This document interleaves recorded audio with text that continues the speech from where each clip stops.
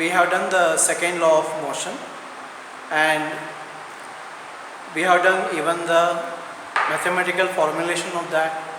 I will teach the derivation of the mathematical formulation of second law of motion once again.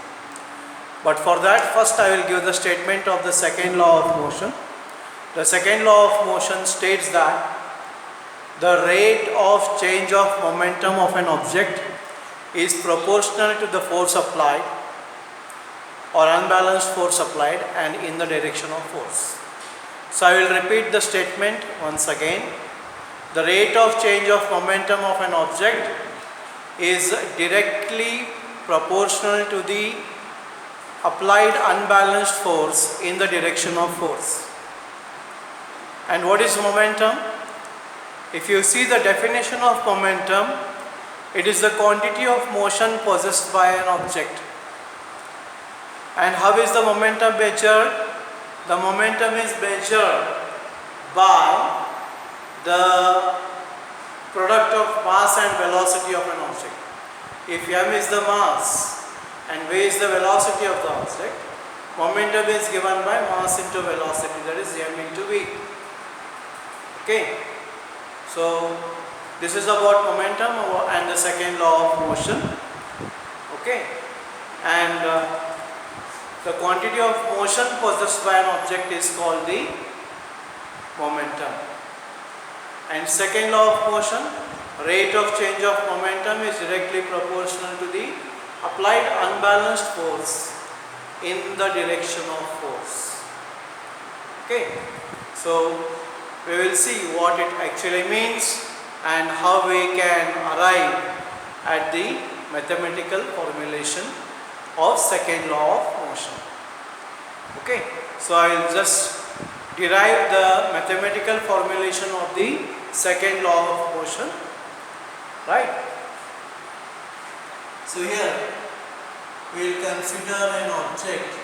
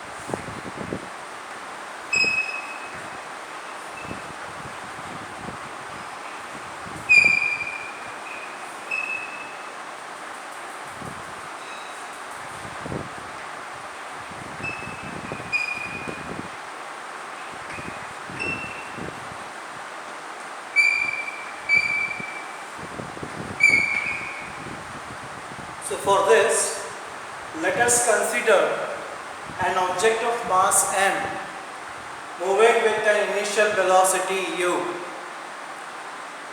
and let a force F act on it for t seconds, due to which its velocity becomes v. Okay, so let us consider an object of mass m moving with initial velocity u, and let a force F act on it for t seconds, due to which its velocity changes to v. So initial velocity is u and final velocity is v. Okay.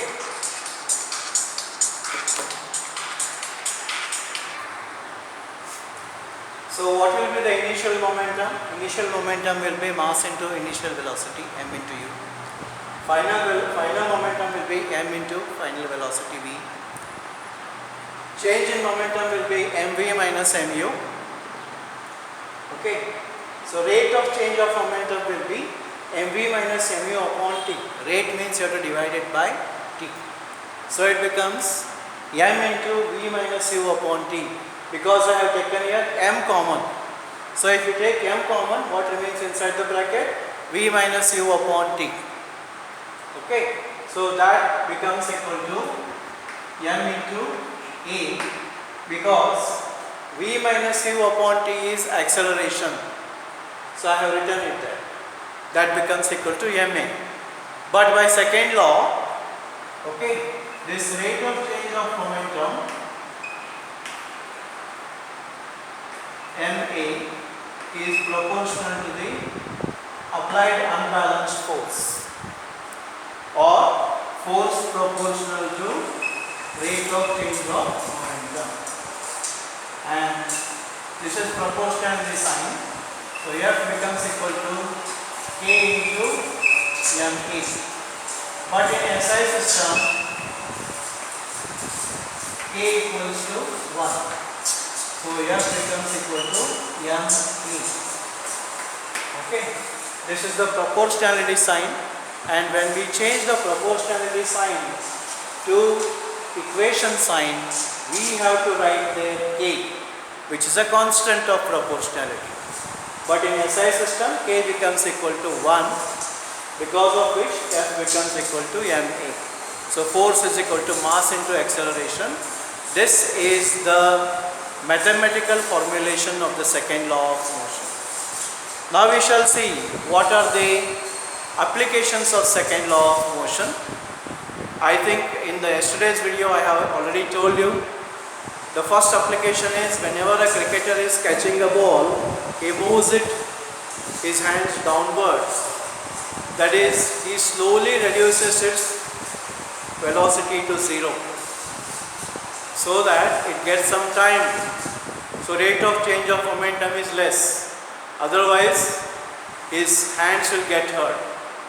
And the second application is whenever a long jumper jumps, he lands on the bed of sand, so that his velocity, his speed is gradually brought down to 0. So the rate of change of momentum is less, so he gets less hurt, less force acts on him. And the third application I told you about the karate player who breaks the slab of ice. Before breaking the slab of ice, what he does? He lifts his hand and then brings it down with great force. Lifting the hand and bringing it down with great force, there is change in direction. So there is great change in rate of momentum.